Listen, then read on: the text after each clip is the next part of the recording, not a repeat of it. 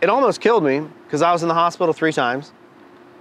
Because I sold too much, I oversold my capabilities. But what I found out is when I studied the numbers after all the dust settled, and I was like, shit, I sold 13 multifamilies and 2 of them were big. But those 2 fucking complexes that I sold, more money? I made more money on those 2 than I did the other 440 fucking roofs that I sold.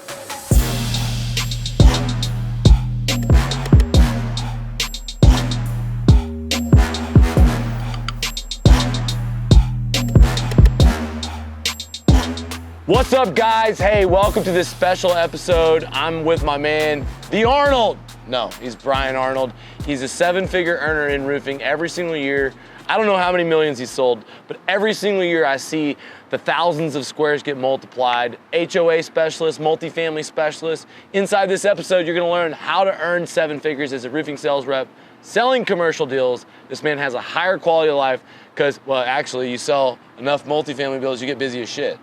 But it started with like 1 or 2, and then you multiplied it. But when you were doing 1 or 2, it might have been, you know, like you had like the good life. I had the bad life, honestly, because when I sold the 1 or 2, that was in 2014.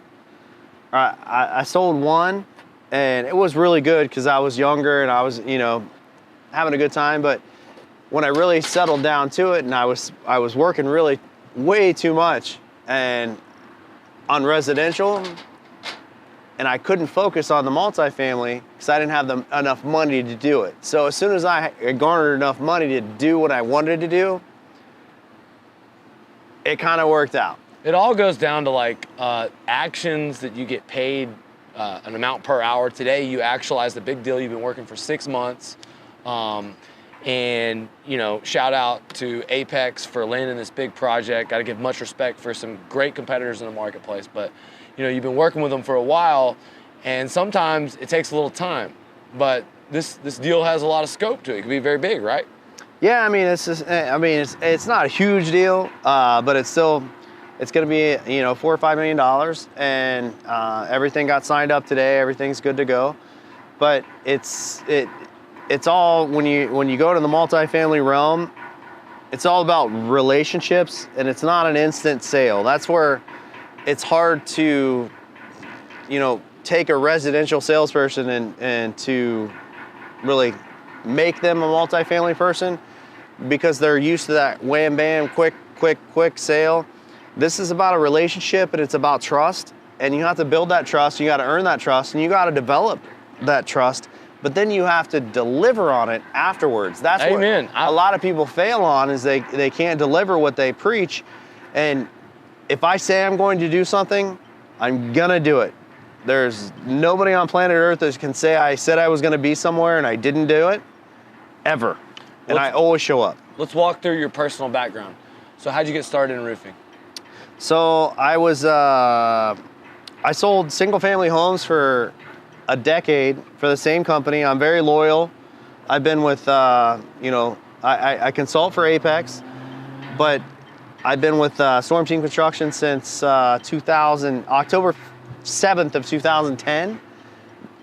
The reason I started this industry, I was with a builder for 10 years. When the economy went to shit, I was like, oh, fuck. I went from 6 figures to no figures overnight. And I was like, oh shit, what am I gonna do? Matt Wharton, very good friend of mine that I've been friends with since 3rd grade, he called me. He kept on showing me this dude's paychecks. And he's like, dude, this guy sells roofs door to door. You fucking do it. I was like, dude, I can't do it. And then finally, when the housing market went to shit, I was like, fuck it, I'll do it. So I went to Arizona after the October 5th, 2010 hailstorm, which is still the best hailstorm I've ever seen. I was there. That's still the best fucker I've ever seen. Yeah, it was good. And I sold 19 roofs in 3 days, and I guess that's really good. I don't know. At that time, I didn't know. I was like, shit, I don't know. Here's my contract. And then they bought me a car, they bought me a truck or whatever, and rolled out the red carpet, and I've been with them since.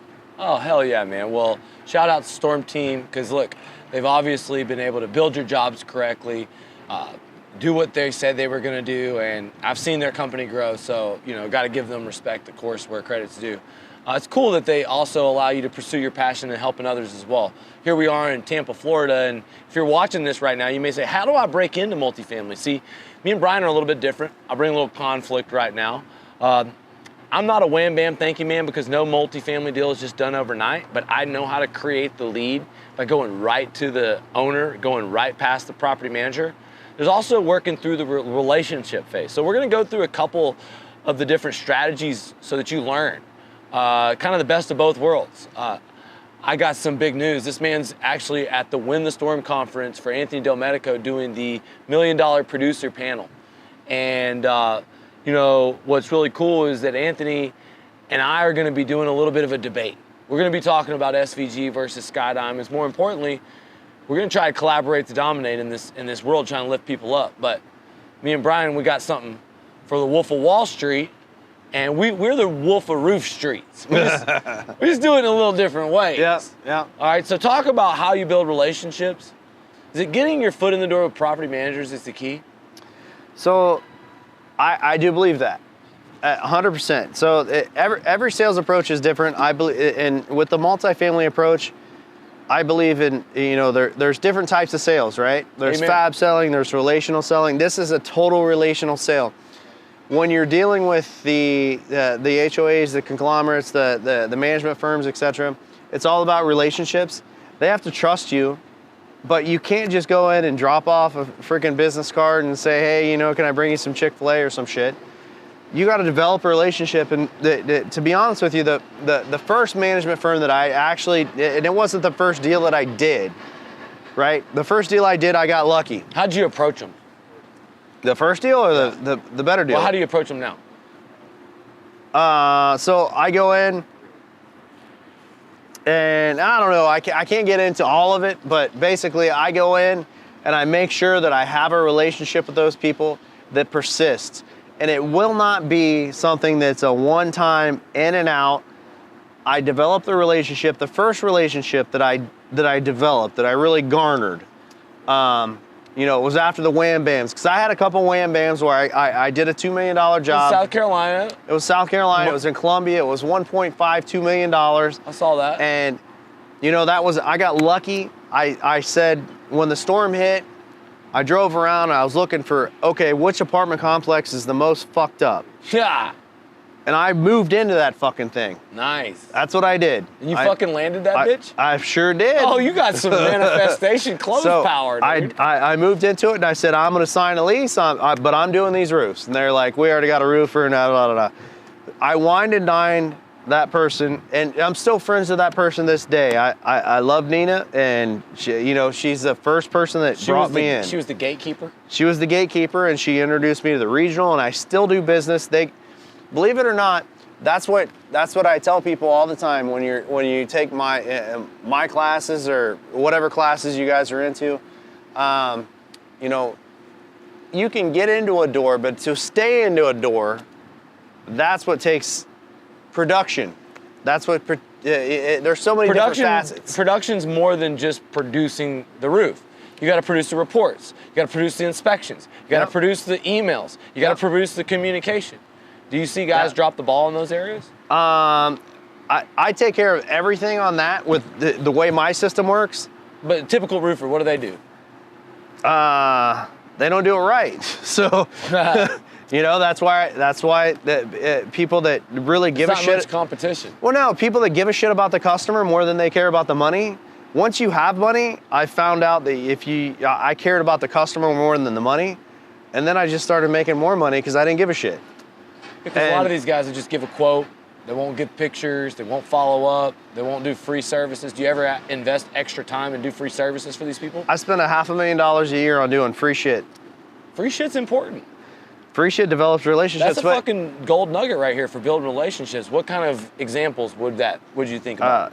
Maintenance, lunches, dinners. Hey, dude, wine bottles. I deliver wine bottles all over the place. It's got my fucking name on it. Hell yeah, dude. Like literally, I take the labels off, and I put my fucking shit on there. That's another thing. If you want to build relationships, get your own wine labels. That's what I do, bro. Yeah, that's badass. The wine that we had was pretty good. That's some good stuff. More importantly, we've got these events, and all across, every part of the United States, you got property management associations. So you ever go and participate in these events? I do. I don't do them religiously like I should, just because I'm so busy, and I don't want to. Because you cold call property managers. Yeah, absolutely. And that's how you get your. But I don't want to oversell my capabilities. Right. I know. But you get enough leads, just calling property managers saying, "Hey, let me help you."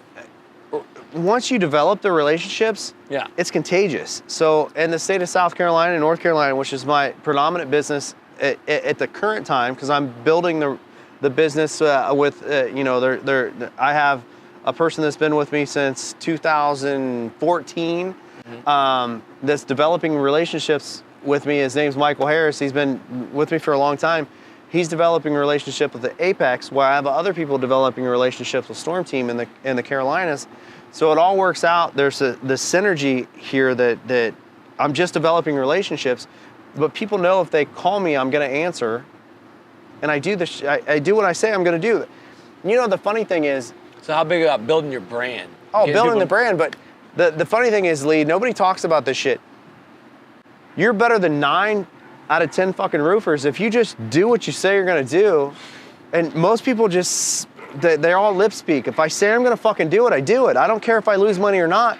It's about developing a relationship and knowing that you actually care about their clients.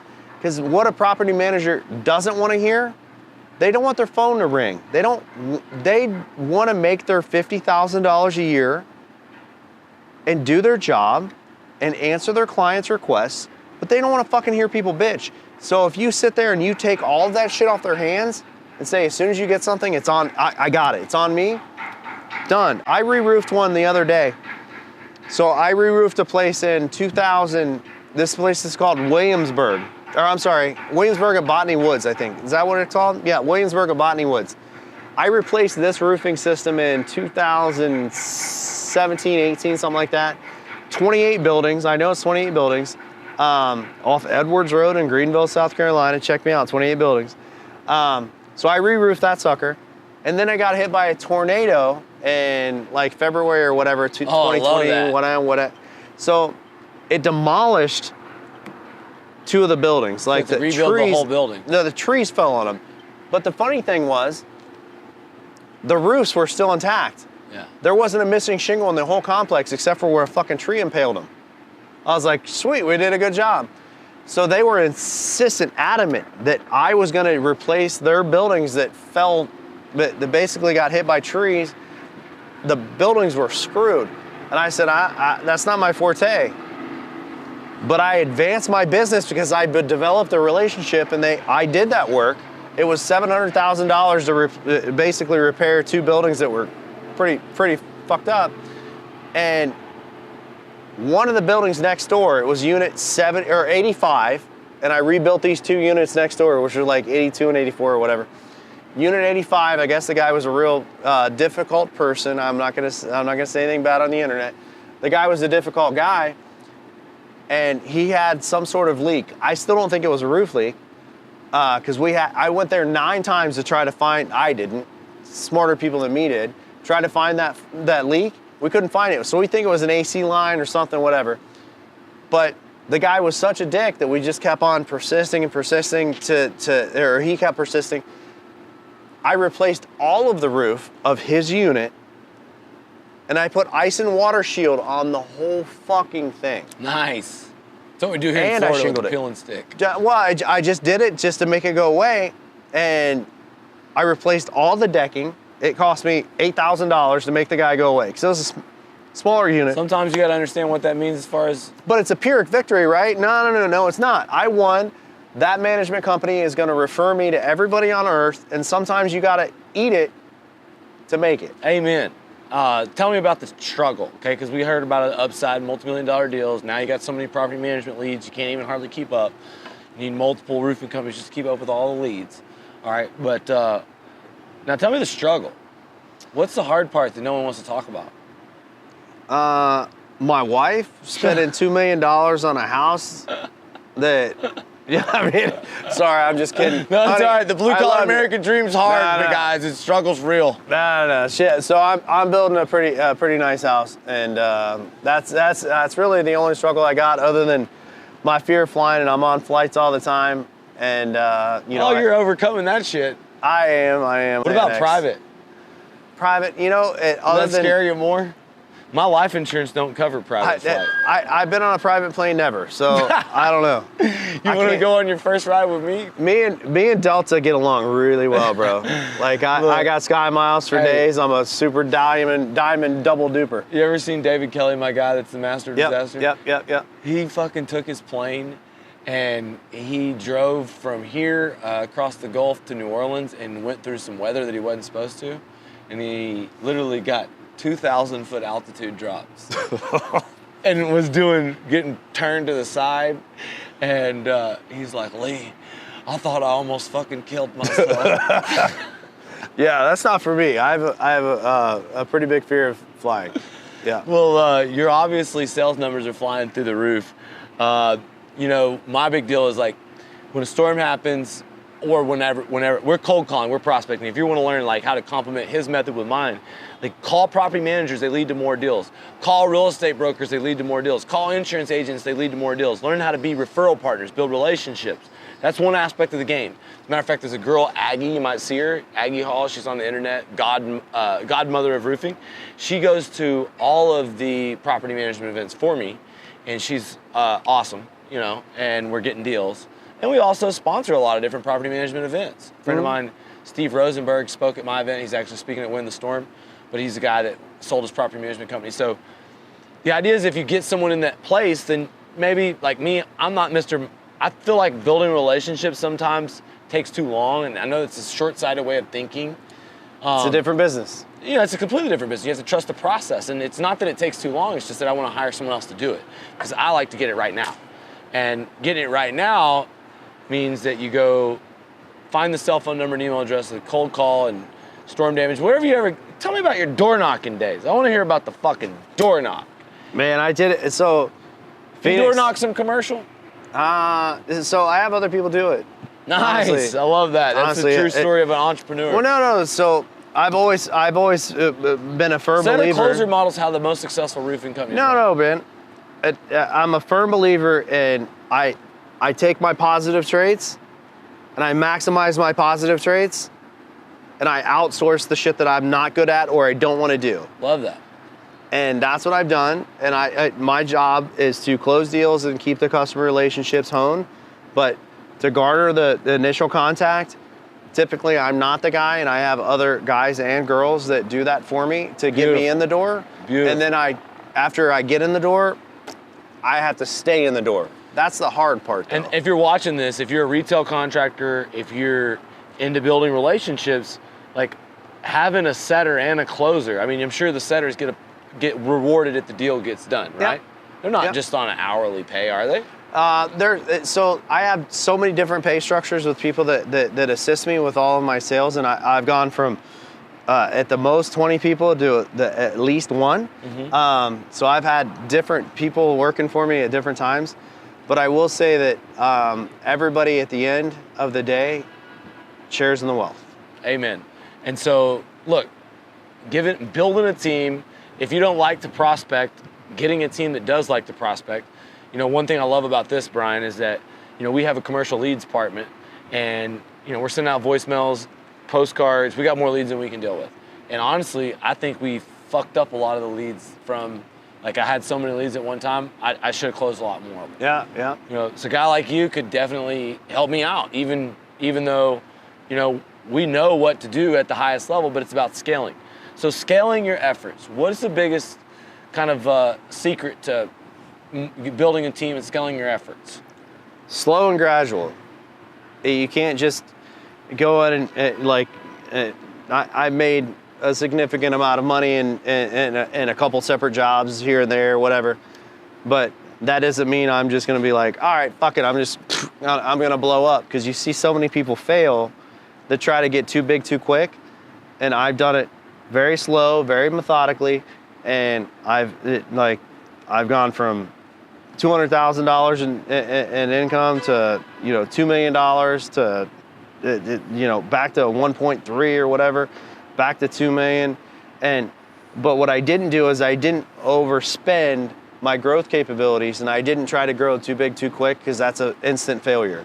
We talked about the Wolf of Wall Street, same shit. He tried to get too big too quick, and that's one of those things that happens. It's just like growth for the sake of vanity, or not having the right purpose, or not being aligned. So as you travel, as you go through this, managing sort of that craziness that we all got as entrepreneurs, having a family, how do you find balance? I try to take a trip with my wife every quarter, and we usually go to, I've been to Dubai, I've been to Bora Bora, I've been to Turks and Caicos a million times, I've been to Mexico a million times. My next trip, I'm going to go to a place called Jade Mountain. Oh, I've seen that. In Jade St. Mountain. Lucia. Yeah, St. Lucia. I almost bought a damn trip there. Yeah, so it's like a romantic couples. Yeah, you can see the mountain. Yeah, it's very nice. So I don't think I'm gonna go there for a week, because I think I get bored of shit like I did at Bora Bora. Yeah. So you're out on the water and it's just bored. Well, in Bora Bora, you're on the over the water bungalow, and it was cool because I had I stayed next to some celebrities that were in the 2 doors down. I didn't know who they were at the time, but it was Michael. You probably remember who they were. It was the tennis. It was the girl Venus won the French Open, and David Lee, and his wife. That's a supermodel tennis girl. I don't know, but they were 2 doors away from us, and it was great because I didn't know who they were. I just knew that they were. I mean, the guy was 9 foot tall, and he was built like a supermodel, and the girl had a 14-pack. So I knew they were somebody. Yeah. But anyway, we're just shooting with the shit with him, and they told me they got engaged at that trip. Oh, nice. And he came over to me at breakfast, and she came over. She's like, "Look, Brian, look," and showed me this ring. I looked at her, and I said, "It's not a ring, it's a fucking seashell." It's a seashell. It was not. I looked it up afterwards. It was because it was on TMZ and Instagram and all this other. I mean, they're really famous. Yeah. And it was 9.1 carats or something like that. I don't know. It's 9 carat diamond. Damn it. I was like, I feel like such a little human. But the funny thing was, after they showed me that, little human. Okay, so that brings me to a certain thing. I sent them a bottle of champagne that night because I still didn't know who they were. But I sent them a bottle of Dom or whatever. Said congratulations. Now I was like, man, I want my $500 back. I didn't know they were worth $120 million. No shit. Caroline Wozniak. Oh, nice. Yeah, nice. Yeah, she's beautiful. They were so nice. They were so nice. All right, so trying to build a commercial division from the ground is challenging. A lot of these guys, they have hiccups. They don't have experience building the work. They don't have the project managers. Somebody that's not in commercial, how do you break into it? Money. Dude, nice. I'm just being honest, man. If you're sitting there and you're trying to sell like the place right there, the complex over there, if you don't have time, you don't have the financial wherewithal to be able to absorb the hit. I mean, I could be out $100,000 of my money waiting for a claim to come to fruition, and if you don't have the financial wherewithal to be able to absorb that kind of hit, it just stay in your lane, man. Just stay in residential. Or partner with somebody. Join or partner with somebody. Sell with somebody. Absolutely. Join Brian's team. Sell commercial with us. Yeah. And the reality is we have commercial closers like Brian, or I mean, even we don't have enough. Brian, we want your help. We want to hire you. But more importantly, it's like you can't get enough. You can't get enough setters or closers. You can't have enough leads. You can't have enough opportunities. Yeah. Tell me, have you ever had any experience like getting property managers together, advertising to them? Have you ever tried to advertise? Oh, yeah, absolutely. So, what's your most effective method? So, in my training classes, because I do offer training, I do charge a pretty hefty nut for when I train people. How can they get a hold of you? Very often. Just email me, Brian Arnold at stormteamusa.com. Hit him up. He's a good dude. But anyway, when I do the training sessions, one of the things that I teach is if you can't give away a free fucking lunch, then you suck at life and just go away. That's why like That's my number one thing is a free lunch. Like, and I'm not talking Chick-fil-A. I provide people some steaks or whatever, and I'll bring a whole group of the management firm together and just talk to them about what I do. And that's the inception of the relationship, is just talking to people and making them aware of what you do, but they have to like you, you know, and that's fact. Like, you got to develop that relationship. It's not just a wham bam. One problem I see with commercial salespeople is they get a couple of leads, a couple of opportunities, they celebrate their wins, they don't keep their pipeline full. So do you ever see that happening? How do you prevent that from happening? So, you know, burnout, or, you know, what I call it is coke out. Coke out. So a lot of people in this industry just get too, you know, they make, $100 grand real quick, and they're like, oh my God, I never experienced this before. And then they just snort their profits and then become a retard again. So no, I'm special again. I'm sorry, not allowed to say that word. Sorry, Molly Natelick. Sorry. So she's a special ed teacher, and she yelled at me so bad for saying that word. Sorry. So anyway, but yeah, people make a bunch of money, and they're not accustomed to making that, and they just fuck it up. They just blow it. And what I did is I just took all the money I made. I made $1 million in like 6 months doing shit, and I spent it all. But I didn't spend it all on vacations and trucks and cars and all this other shit. I spent it on making me more money and building my brand, building my business, and hiring people. There's a fucking nugget. Warren Buffett says the best investment is into yourself. You could have put it into real estate, but you put it into dinners, you put it into lunches, you put it into marketing campaigns, you put it in the hands of setters, partners, people like Mike. You had their back, you trained them, and you built a team. And this is where the next level of income comes so hard for these entrepreneurs. Not only do you have to wait for the money, but you have to invest your money. Yeah. And then what happens when something doesn't go your way? You ever had one fucking get denied, or some job not make money? One. Oh, come on. Tell me you've done more than one job for practice. No, dude. I only file claims. So that's why insurance companies do like me a lot. Yeah. Because if there's not damage, I don't file it. Hey, there's I don't a nugget bullshit for claims. Insurance claims specialists. Don't fuck around on commercial with bullshit claims. Why? It for millions of dollars, it's a waste of fucking time. It's a waste of fucking time. It's a waste of money. And you got to understand, there's a fucking pocket of money. There's a big bag of money from the insurance companies, right? But when they have to fight all these bullshit claims you guys keep filing, it takes money out of the bag of legit claims. So they spend money on engineers and all this other shit to deny your claims because they're bullshit, and that takes it out of the pocket of the real claims that actually need to get paid for. So I only file claims that I know I can stamp. Stamp my own name. 1-inch hail, shingle roof. Can it damage it? Yes. All right. How about 1-inch hail on a TPO roof? No. All right. What's the biggest thing of bullshit claims? What do you think the biggest, most prevalent issue is? No, it's bullshit claims is blistering. or old shitty roofs. Like, there is a way to find it. Like, old shitty roofs is my motto. Like, if you've ever seen old shitty roofs. No. Find damage on them. No, but if you've ever done any of my training courses or any of my seminars or any of that shit, I say OSRs. That's my acronym. Old shitty roofs, OSRs. OSRs. Right? That's my acronym. Nice. So I got the shiner back. That's where I made millions of dollars on OSRs. But I make sure they have legit damage. You got to have collateral. You got to have some real damage. It's not just granules falling off. I mean, that shit happens every time. You have to have legit damage, and I do not fight claims unless I know it's damaged. All right, when there's legitimate damage, I told you about a claim. We both are using Evan Wolf on some property. The claims, hopefully we get an estimate, but it's been 18 months. It's a $5 million loss, no estimate. The biggest claims with legitimate damage. How do you deal with unreasonable adjusters? Lawyer up, buttercup. Oh, nice. Give me some more advice. So, no, you just got to lawyer. So, I've been very fortunate to develop a relationship with Todd Stern. Todd Stern is he's not an engineer, but he's an engineer broker, if you will. So Todd Stern, if I come into a claim that I have legitimate damage that's being denied, then I will hire Todd Stern to come in and create the documentation. If he agrees, he's turned me down a couple times. He's like, dude, I don't agree. And I'm like, all right.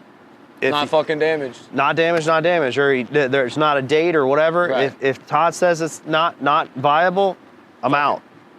You know, but when he says third-party it's done, documentation is key to insurance claims. 100%. If you don't have a fucking licensed engineer to back up your shit, Yep. be willing to walk away from a deal and invest into more of a realistic deal.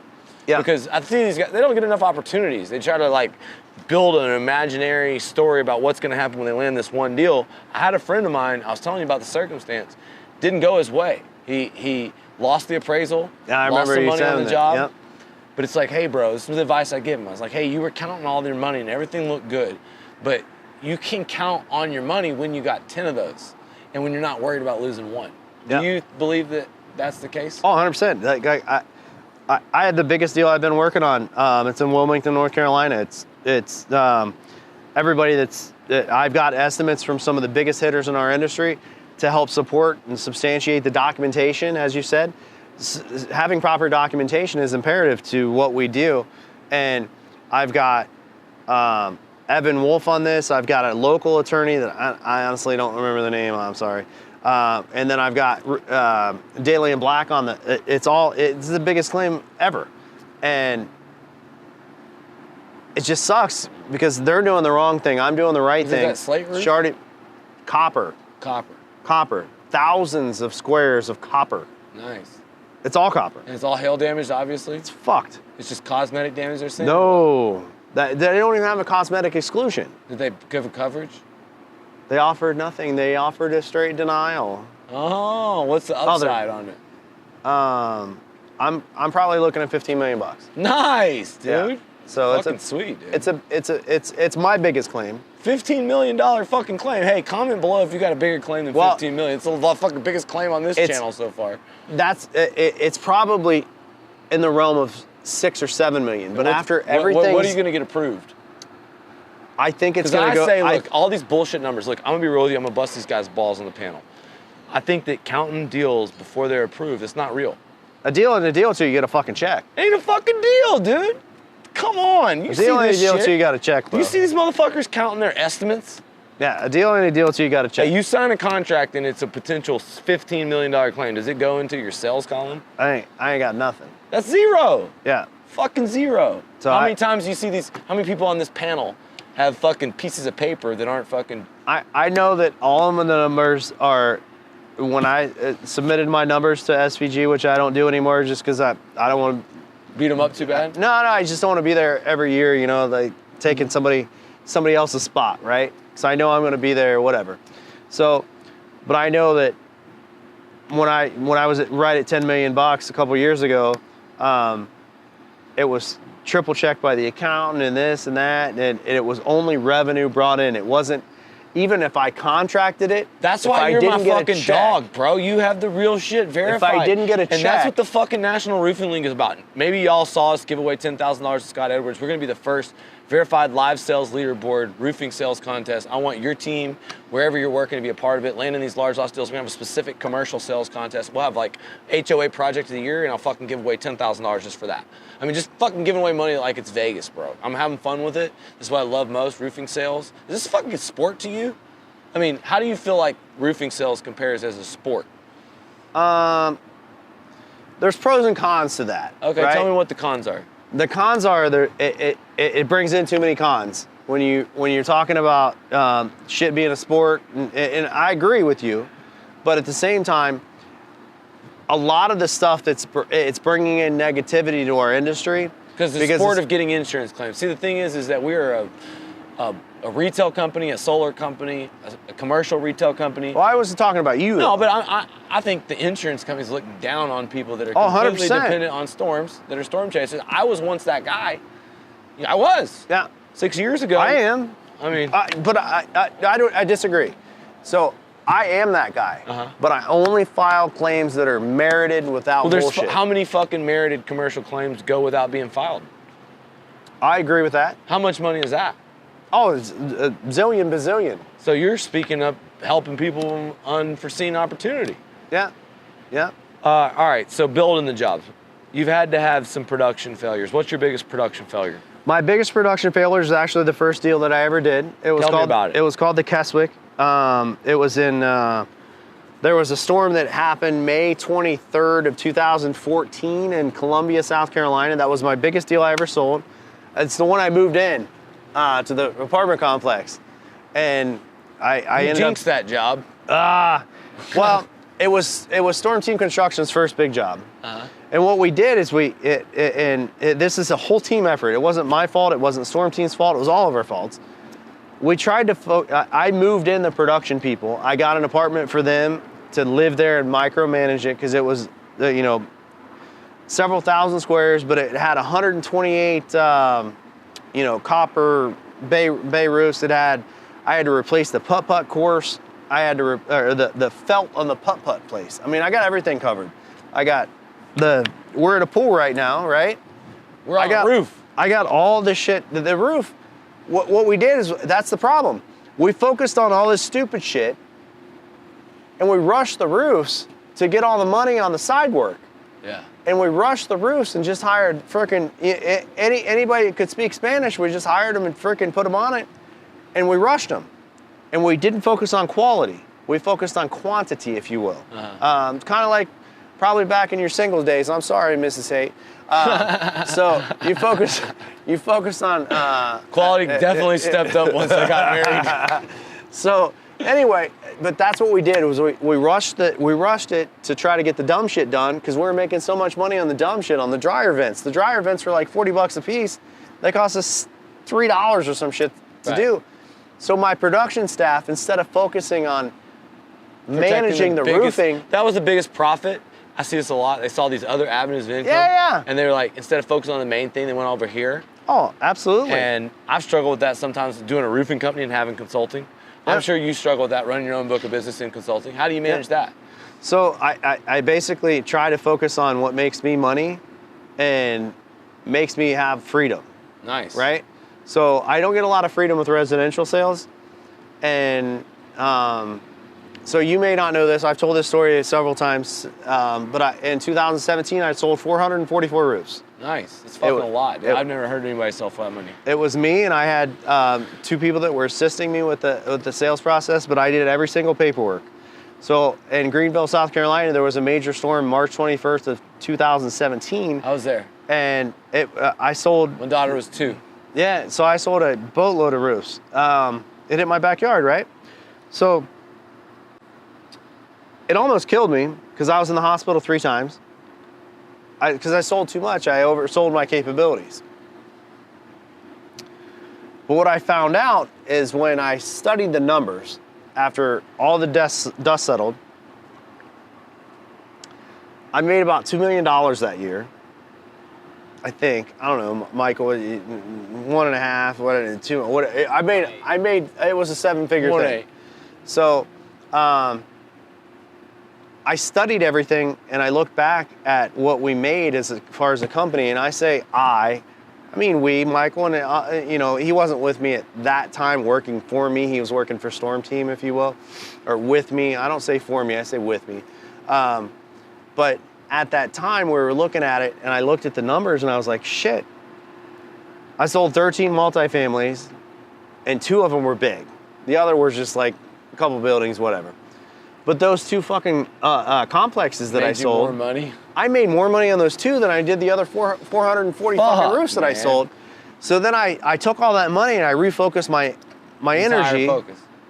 And I focused it on multifamily. See, duplicate successful actions. That's what rich people do. They see something that works and they fucking go all in with it. A bunch of people always want to try and reinvent the wheel. They want to have some success and then try something fucking new. Dude, kudos to you for going back to the well. Yeah. And fucking harvesting that shit. Yeah, man. This is the beautiful thing, man. God dang. Guys, like and subscribe to this shit. This is Commercial Sales 101. This is how to make $1 million off of doing less jobs, having higher quality of life. Man, tell me about like the hardest job you ever had to do.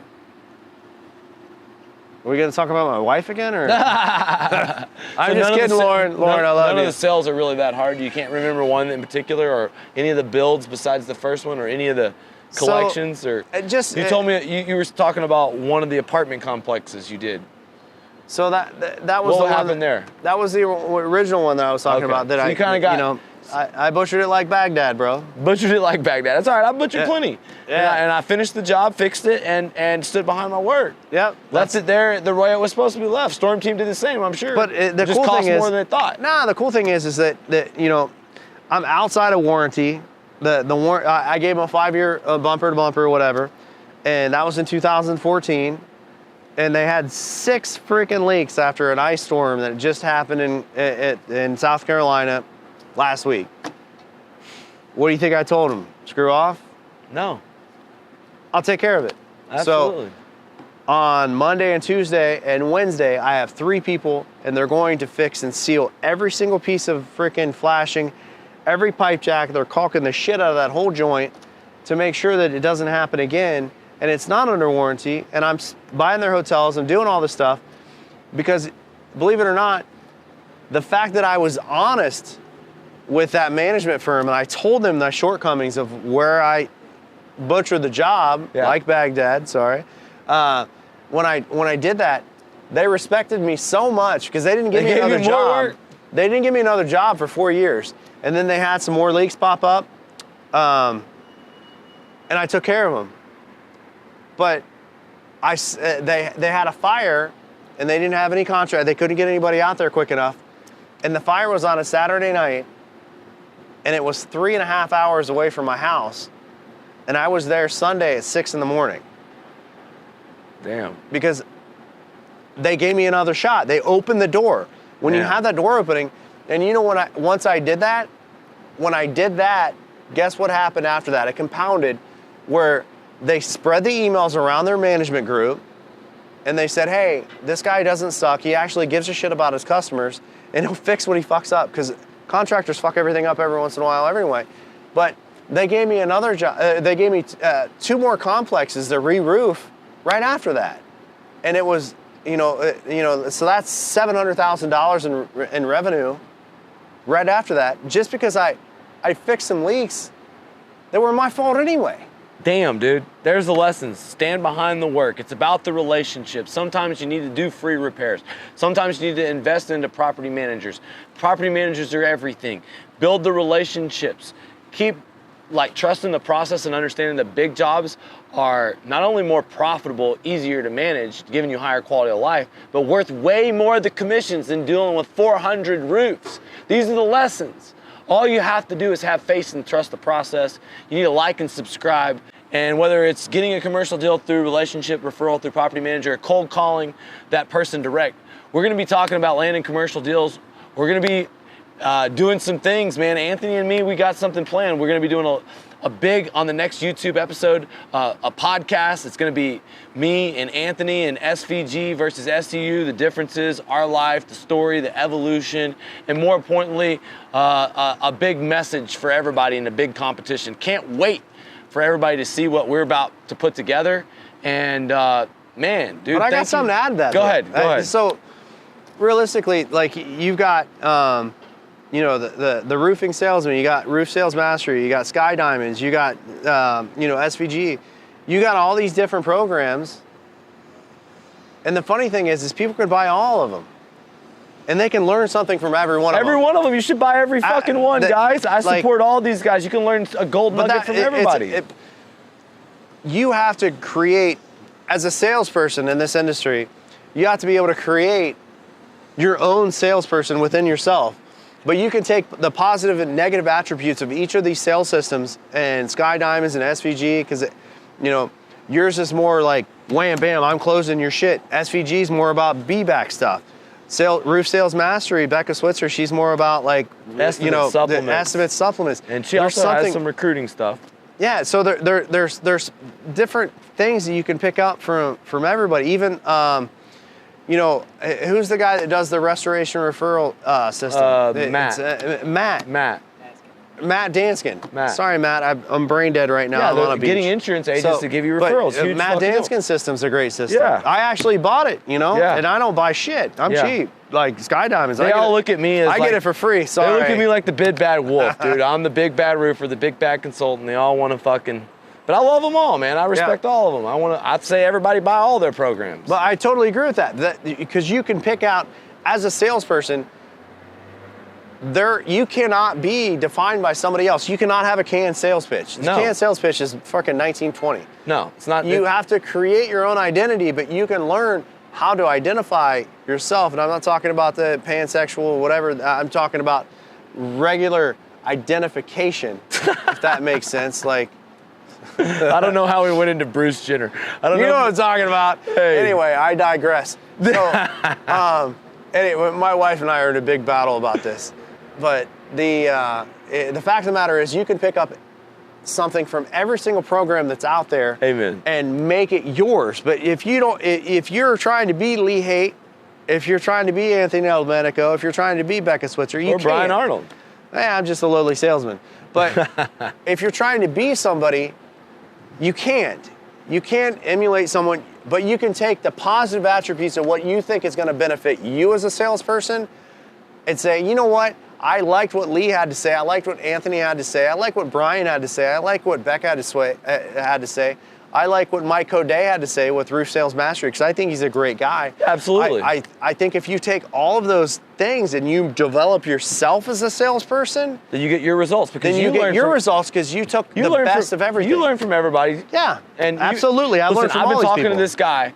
We've had so many phone calls. We've talked about sales strategies. We've talked about so many things behind the scenes. Never charged a dime, never went back and forth, but we've helped each other out.